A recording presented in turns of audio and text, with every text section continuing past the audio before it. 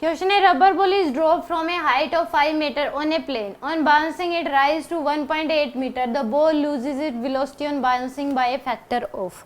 तो यहाँ पे एक 0.5 मीटर हाइट से एक बॉल को छोड़ा जा रहा है।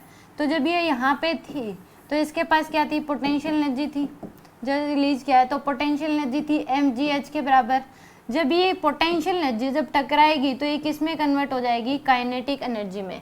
ये पोटेंशियल एनर्जी ही किस में कन्वर्ट होगी, काइनेटिक एनर्जी में। तो इस केस की अगर बात करें तो यानी कि mgh जो हो जाएगी वो किसके बराबर होगी, हाफ mv स्क्वायर, v1 का स्क्वायर जिससे ये टकराएगी। तो m से m कैंसिल, तो v1 की जो वैल्यू है वो क्या हो जाएगी, 2gh, v1 का स्क्वायर। तो v1 की वैल्यू आएगी √2, g की वैल्यू 10 इंटू में h की वैल्यू 5।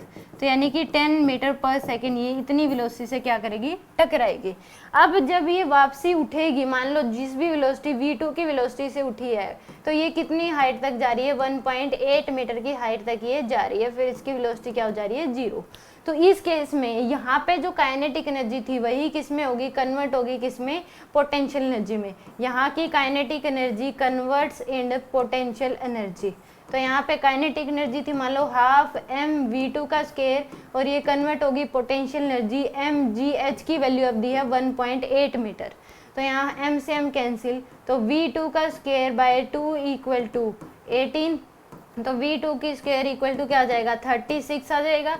v2 की वैल्यू आ गई आपके पास 6 मीटर पर सेकंड। ये इसकी क्या होगी, फाइनल वेलोसिटी। तो किस फैक्टर से डिक्रीज हुई है ये बताना है। तो v final minus v initial, यानी कि v initial minus v final, v initial minus v final divide by में v इनिशियल। तो v इनिशियल जो है इसकी 10 माइनस फाइनल है 6 डिवाइड बाय इनिशियल है 10। तो यहाँ पे आ जाएगा 4/10 के बराबर, यानी कि 2/5 के फैक्टर से जो वेलोसिटी है वो डिक्रीज हुई है। तो बी ऑप्शन क्या होगा इसमें सही होगा।